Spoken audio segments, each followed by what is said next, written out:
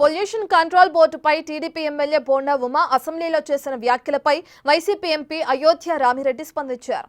బోండా ఉమా ఎందుకలా మాట్లాడారో తనకు తెలియదని, తాను రామ్కీ సంస్థకు దూరమై 10 ఏళ్లైందని ఆయన చెప్పారు. ప్రస్తుతం రామ్కీ గ్రూప్ ఫౌండర్గా మాత్రమే ఉన్నానని తెలిపారు. వైసీపీలో ఇకపై కార్యకర్తలకు ప్రాధాన్యం ఇవ్వాలని జగన్ చెప్పారని, అధికారంలోకి వచ్చాక పార్టీ కార్యకర్తల ద్వారానే పాలనా వ్యవస్థ తీసుకొస్తామంటున్న అయోధ్య రామిరెడ్డితో మా ప్రతినిధి Rajesh face to face. Ayodhya Ramireddy ఉన్నారు. ఈ రోజు జరిగిన సమావేశంలో ఎలాంటి నిర్ణయాలు తీసుకున్నారో తెలుస్తున్నాం. సార్ ఏంటి సార్ మీ అధినేత ఈ రోజు ఎలాంటి దిశానిర్దేశం చేశారు? లోకల్ బాడీస్కి రెడీగా ఉండాలనేది చెప్పినట్టు తెలుస్తుంది. ఏంటి సార్? లోకల్ బాడీస్ అనే ఒకటే కాకుండా వ్యవస్థాపరంగా ఆర్గనైజేషన్ని ఎలా ముందుకు తీసుకెళ్ళాలి, అందులో ఇక్కడ ఉన్నటువంటి సమన్వయకర్తలంతా కూడా వాళ్ళు తీసుకోవాల్సినటువంటి బాధ్యతలు ఏంటి, ఆ బాధ్యతల్ని మండల లెవెల్లో అలాగే విలేజ్ లెవెల్స్లోకి ఎట్లా తీసుకెళ్ళాలి అనే దాని మీద ఒక దిశానిర్దేశం చేయడం జరిగింది. అంటే ఈసారి కార్యకర్తలకి ప్రాధాన్యత ఇవ్వాలి, గతంలో కొంత వాలంటీర్లకి ఎక్కువ ప్రియారిటీ ఇవ్వడం వల్ల కొంత నష్టపోయామనే అభిప్రాయం కూడా వ్యక్తం చేసినట్టు తెలుస్తుంది. ఈసారి ప్రభుత్వం మొత్తం కార్యకర్తల ద్వారా పాలన మొత్తం వాళ్ళ ద్వారా చేయించాలనే ఆలోచన జగన్ చేస్తున్నారు. అంటే రాజకీయంగా ప్రజలకి అందుబాటులో ఉండేది కార్యకర్తలు పార్టీకి.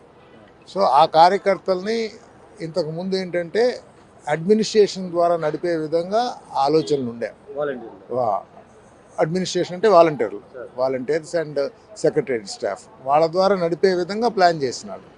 బట్ దానివల్ల కొంత వ్యవస్థాకృతంగా మార్పు చేయాల్సిన అవసరం ఉంది, కార్యకర్తల్ని స్ట్రెంగ్థెన్ చేసుకోవాల్సిందే అనేటటువంటి నిర్ణయం తీసుకొని ఇప్పుడు దాని ప్రకారంగా అనుబంధ విభాగాలు ఏవైతే వస్తున్నాయో అది ప్రతి విలేజ్ లెవెల్లో మండల్ లెవెల్లో ఏ విధంగా వాటిని నిర్మించుకోవాలి, వాటిని ఎలా అడ్మినిస్ట్రేషన్ చేసుకోవాలి, వాటిని ఎలా రివ్యూ చేసుకోవాలి అనే దాని మీద ఈరోజు జగన్ గారు అంతా దిశానిర్దేశం చేయడం జరిగింది. 2029 ఎన్నికలు గెలిస్తే వాలంటరీ వ్యవస్థను పక్కన పెట్టే అవకాశం ఉందో, కొనసాగించే అవకాశం? నో అగైన్ ఒకదానికోటి కన్ఫ్యూజ్ చేసుకోవద్దు.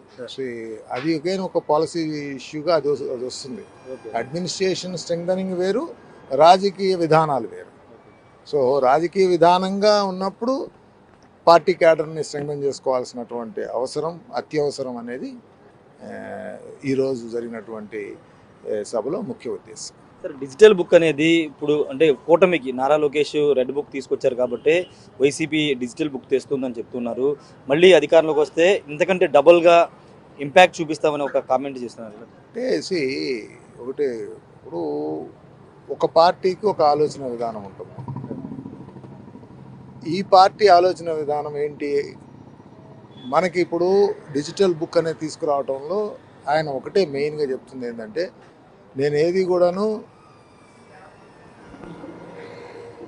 రాజకీయ పార్టీలను చూడలేదు, ప్రాంతం అని చూడలేదు, మతం అని చూడలేదు, కులం అని చూడలేదు, ఎవరైతే అర్హులు ఉన్నారో వాళ్ళందరికీ నేను ఏ విధంగా సపోర్ట్ చేయాలి అనే దాని మీద ఒక వ్యవస్థను తీసుకురావాలని నేను ఆలోచన చేసి దాని ప్రకారంగా నిర్మించుకున్నాను అప్పటి వ్యవస్థ, అడ్మినిస్ట్రేటింగ్ వ్యవస్థ. బట్ ఈరోజు నాయకుల మీద కానీ కార్యకర్తల మీద కానీ ప్రజల్లో సానుభూతి పరుల మీద కానీ జరుగుతున్నటువంటి కష్ట నష్టాలన్నింటినీ కూడాను డిజిటైజ్ చేసి ఆ డిజిటైజేషన్ దాంట్లో నుంచి ఎవరన్నా బాధ్యులు ఉన్నారా ఏంటి అనే దానికి ఒక కంప్లీట్ ఇన్ఫర్మేషన్ ఒక చోట వచ్చే విధంగా ఉండేటటువంటి వ్యవస్థ ఇది. ఓకే, సో ఈ వ్యవస్థ ద్వారా ఆఫీసర్లు కానీ నాయకులు కానీ ఎవరైతే కార్యకర్తలు కానీ కొంతమంది ఎవరైతే అవుట్ ఆఫ్ వే చేస్తున్నారో వాళ్ళందరిది కూడాను రికార్డు చేస్తున్నాను. అయిన తర్వాత ఒక మాట అన్నారు కదా ఆయన, చట్టం ముందు తీసుకొచ్చి పెడతాను అని చెప్పారు. That is that. ఫైనల్గా ఒక చిన్న క్లారిటీ, మన అసెంబ్లీలో బోండా ఉమ్మ మీ పేరు ప్రస్తావించారు. Pawan Kalyan pollution control board వ్యవహారంలో పెద్ద పెద్ద తిమింగలాలను వదిలేసి చిన్న చిన్న చేపల మీద పడుతున్నారు, ఎవరు ఇన్ఫ్లుయెన్స్ చేస్తే పొల్యూషన్ కంట్రోల్ బోర్డు ఈ విధంగా పనిచేస్తుందంటూ మీ రామ్కీ గ్రూప్కి సంబంధించిన అంశాన్ని ప్రస్తావించారు. ఫస్ట్ ఆఫ్ ఆల్ నేను రామ్కీ గ్రూప్లో ఈరోజు లేను.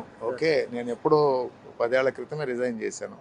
సో ఆ గ్రూప్కి నాకు ఈరోజు ఓన్లీ నేను ఫౌండర్గా ఉన్నాను. ఎక్కడైనా ఏదన్నా వాళ్ళకి అవసరాలు వస్తే నేను వాళ్ళకి గైడ్ చేస్తుంటాను, అంతే. సెకండ్ పాయింట్, ఏదైనా కానీ పొల్యూషన్ అనేది ఒక మేజర్ ప్రాబ్లం దేశం మొత్తంగా, ప్రపంచంలో కూడా. ఓకే, ఈ దేశంలో ఈ గ్రూపు వాళ్ళు చాలా గొప్పగా చేస్తున్నారు. మన దేశాన్ని విదేశాల్లో కూడా వాళ్ళు మంచిగా చేస్తున్నారు. అలాగే పొల్యూషన్ అనే దాని మీద ఆయన ఎక్కడైతే కంప్లైంట్ చేశారో అక్కడ 4 లేయర్లు ఉన్నాయి.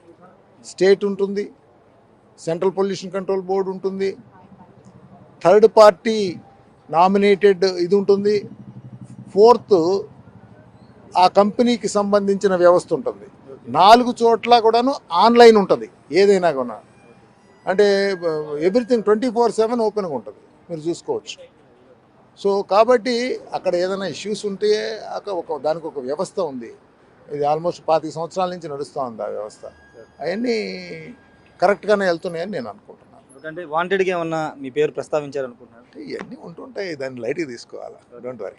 Thank you sir. ఖచ్చితంగా ఇవన్నీ ఉంటూ ఉంటాయని అయోధ్య రామిరెడ్డి చెప్తున్నారు. మొన్న మోండావమ్మ అసెంబ్లీలో ప్రస్తావించిన అంశాలకు సంబంధించి అసలు రామ్కీ గ్రూప్తో తనకు ప్రస్తుతం సంబంధం లేదు, నేను ఫౌండర్గా మాత్రమే ఉన్నాను, 10 సంవత్సరాల నుంచి రామ్కీ సంస్థ వేరే వాళ్ళు నడిపిస్తున్నారని చెప్తున్నారు. పొల్యూషన్ కంట్రోల్ బోర్డుకు సంబంధించినటువంటి విషయంలో పూర్తి స్థాయిలో 4 లేయర్లుగా అది పనిచేస్తుంది, ఒకళ్ళు నడిపేది కాదంటూ అయోధ్య రామిరెడ్డి క్లారిటీ ఇచ్చే ప్రయత్నం అయితే చేశారు.